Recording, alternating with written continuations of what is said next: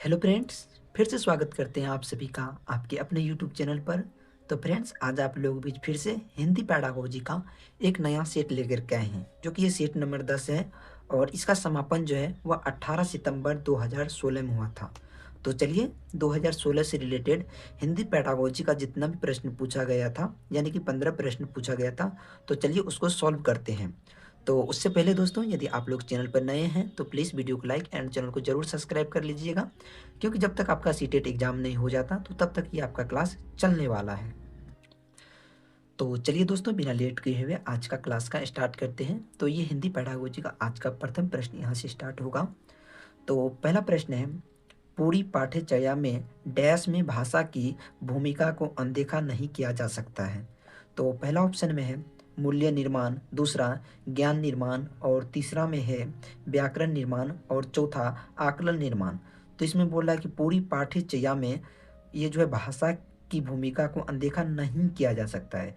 तो इसका ऑप्शन जो है दोस्तों वो ऑप्शन नंबर 1, यानी कि मूल्य निर्माण का अनदेखा नहीं किया जा सकता है। तो इसका ऑप्शन नंबर 1 जो है बिल्कुल सही हो जाएगा।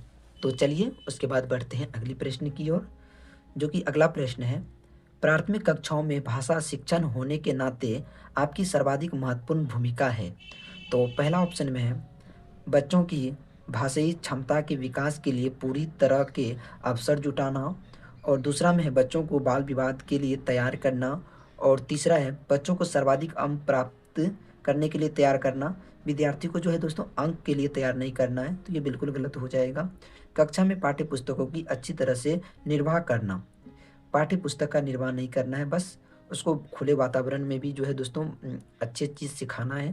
तो इसमें बोल रहा है कि सर्वाधिक उपयुक्त कौन है, तो सर्वाधिक उपयुक्त ऑप्शन नंबर 1 हो जाएगा, बच्चों की भाषाई क्षमता के विकास के लिए तरह तरह के अवसर जुटाना। तो इसका ऑप्शन नंबर 1 बिल्कुल सही हो जाएगा। और दोस्तों, आप लोगों को चीज़ें अच्छी लग रही है, समझ में आ रहा है, तो प्लीज़ वीडियो को लाइक एंड चैनल को ज़रूर सब्सक्राइब करिएगा। तो चलिए दोस्तों, उसके बाद बढ़ते हैं अगली प्रश्न की ओर। दूसरी कक्षा में पढ़ने वाला रोहित हिंदी की कक्षा में अपनी मातृभाषा में बात करता है, आप क्या करेंगे? तो उसकी भाषा को समझने की कोशिश करेंगे, बिल्कुल सही है। बाकी बच्चों को उनकी भाषा सीखने के लिए कहेंगे, उसे डांटेंगे, बच्चों को डांटना नहीं है, तो ये बिल्कुल गलत हो जाएगा। उन्हें बिल्कुल अनदेखा भी नहीं करना, ये भी बिल्कुल गलत हो जाएगा। तो दोस्तों, उसकी मातृभाषा जो है उसको जो है समझने का कोशिश करेंगे, तो इसका ऑप्शन नंबर 1 जो है वो बिल्कुल सही हो जाएगा। तो चलिएगा उसके बाद बढ़ते हैं अगले प्रश्न की ओर। तो अगला प्रश्न है, पढ़ना सीखने के लिए कौन सा उप कौशल अनिवार्य नहीं है? तो पहला ऑप्शन में है भावनात्मक संबंध, वर्णमाला याद करने का कौशल, अनुमान लगाने का कौशल, भाषा की संरचना की समझ। तो बताइएगा दोस्तों इसका सही आंसर क्या हो जाएगा? तो ये जो है आंसर दोस्तों आप लोगों को कमेंट में देना है। इसका आंसर तो मैं बता सकता हूँ, लेकिन आप लोगों को देखते हैं कि आप लोगों का हिंदी पेडागोजी में कितना ज़्यादा तैयारी हुआ है, कितना परसेंट आपका तैयारी हो चुका है। तो इसका आंसर जो है दोस्तों 100 लिख करके आपको कमेंट में इसका जवाब देना है। तो चलिए दोस्तों उसके बाद बढ़ते हैं अगली प्रश्न की ओर, जो कि अगला प्रश्न है, द्विभाषिक बच्चे डैश विकास, सामाजिक सहिष्णुता और डैश चिंतन में अपेक्षाकृत बेहतर होते हैं। तो बताइएगा दोस्तों इसका आंसर। संज्ञानात्मक सीमित, सीमित बच्चों को नहीं रखना है, तो ये ऑप्शन बिल्कुल गलत हो जाएगा, जिससे ही सीमित रहेगा। तो दूसरा ऑप्शन में संज्ञानात्मक विस्तृत, और चौथा में है संज्ञानात्मक और केंद्रीय। तो बताइएगा दोस्तों इसका सही आंसर क्या हो जाएगा? तो दोस्तों इसका सही आंसर जो हो जाएगा वह आंसर नंबर ऑप्शन नंबर 2 संज्ञानात्मक विस्तृत हो जाएगा। तो बढ़ते हैं दोस्तों उसके बाद अगली प्रश्न की ओर। चलिएगा दोस्तों उसके बाद बढ़ते हैं अगली प्रश्न की ओर, जो कि अगला प्रश्न है, निम्नलिखित में से किसके अभाव में हम पढ़ नहीं सकते हैं? तो पहला ऑप्शन में लिपि से परिचित, बारह खरी में परिचय, वर्णमाला की क्रमबद्धता का ज्ञान, और दूसरा है संयुक्ता अक्षरों की पहचान। तो यहाँ पर बोल रहे हैं कि दोस्तों किसके अभाव में हम पढ़ नहीं सकते हैं? तो दोस्तों हम लिपि के परिचित जब नहीं हो जाते तब तक नहीं पढ़ सकते हैं, तो नहीं का नहीं, यानी कि ऑप्शन नंबर 1 जो है वो बिल्कुल सही हो जाएगा। तो दोस्तों बढ़ते हैं उसके बाद अगली प्रश्न की ओर, जो कि अगला प्रश्न है, भाषा और विचार के संबंधों की चर्चा में अग्रसर है। तो भाषा और विचारों के संबंध में जो दोस्तों वह अग्रसर है वह है नॉम चॉम्स्की। तो इसका ऑप्शन नंबर 3 जो है वो बिल्कुल सही हो जाएगा। तो चलिए दोस्तों उसके बाद बढ़ते हैं अगली प्रश्न की ओर। सिद्धार्थ की माँ ने अपने परिवार के सदस्यों से अनुरोध किया है कि वे घर में एक ही भाषा का प्रयोग करें, जिससे कि सिद्धांत की भाषाई विकास ठीक से हो सके। उनके बारे में आप क्या कहेंगे? तो चलिए दोस्तों, इसका प्रथम ऑप्शन में है, वह सिद्धार्थ को समृद्धि भाषिक परिवेश से वंचित कर रहा है। और दूसरा ऑप्शन में है, वह सिद्धार्थ के भो भाषिक परिवेश में किसी प्रकार का अवरोधक नहीं चाहता है। और तीसरा ऑप्शन में है, वह सिद्धार्थ के भाषीय विकास के लिए विशेष प्रयत्न कर रहे हैं। और चौथा ऑप्शन में है, वह भाषा अर्जन के सिद्धांतों की गहरी समझ रखता है। तो बताइएगा दोस्तों, इसका सही आंसर क्या होगा? तो दोस्तों, इसका सही आंसर जो हो जाएगा, वह सिद्धार्थ के भाषिक परिवेश में किसी प्रकार का अवरोध नहीं चाहता है। तो इसका ऑप्शन नंबर 2 जो है वो बिल्कुल सही हो जाएगा। तो चलिएगा, उसके बाद बढ़ते हैं अगली प्रश्न की ओर।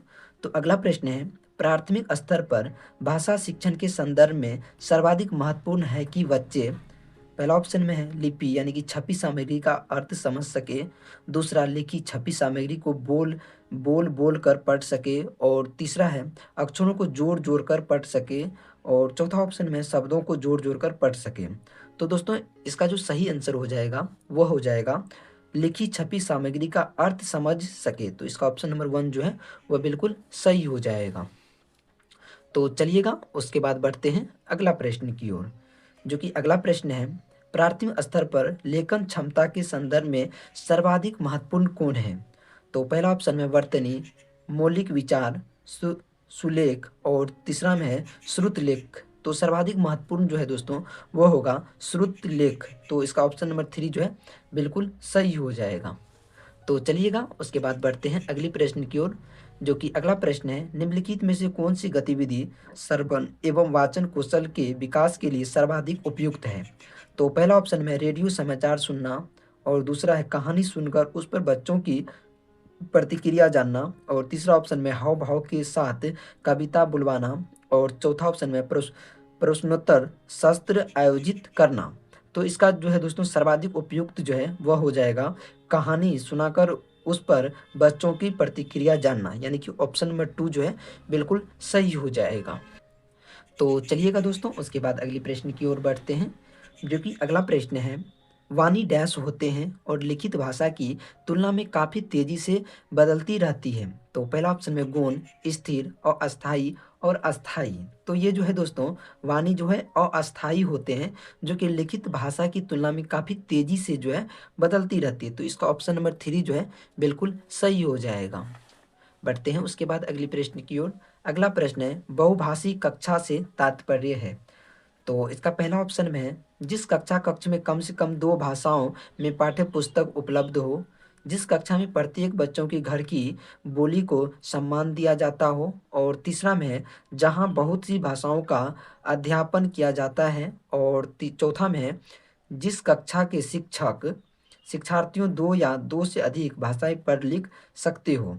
तो दोस्तों, बहुभाषिकता कक्षा से तात्पर्य है कि जिस कक्षा में शिक्षार्थियों को 2 या 2 से अधिक भाषाएं पढ़ लिख सकते हो। तो इसका ऑप्शन नंबर 4 जो है वह बिल्कुल सही हो जाएगा। बढ़ते हैं दोस्तों उसके बाद अगली प्रश्न की ओर। उससे पहले दोस्तों, आप लोग ने 15 में कितना स्कोर किया है? 15 में 13, 15 में 14, वो आप लोग कमेंट करके जरूर बताइएगा। तो दोस्तों, अगला प्रश्न है, संज्ञान के स्तर पर विकसित डैश अन्य भाषाओं में आसानी से अनुदित होती रहती है? तो पहला ऑप्शन में है ज्ञान क्षमता, व्याकरण क्षमता, तर्क क्षमता और भाषा क्षमता। तो दोस्तों, संज्ञान के स्तर पर विकसित जो है वह भाषा क्षमता अन्य भाषाओं में आसानी से अनुदित होती रहता है। तो इसका ऑप्शन नंबर 4 जो है वह बिल्कुल सही हो जाएगा। और दोस्तों, ये हिंदी पैडागोजी का आज का ये लास्ट प्रश्न है, भाषा शिक्षण को डैश संदर्भ में रखकर देखने की आवश्यकता है? तो बहुभाषिकता इसका आंसर सही हो जाएगा। तो दोस्तों, आप लोगों ने ये 15 में कितना आंसर खुद से सॉल्व किया है वो आप लोग कमेंट करके जरूर बताइएगा। तो दोस्तों, मिलते हैं नेक्स्ट सेट के साथ, तब तक के लिए बाय, लाइक एंड सब्सक्राइब।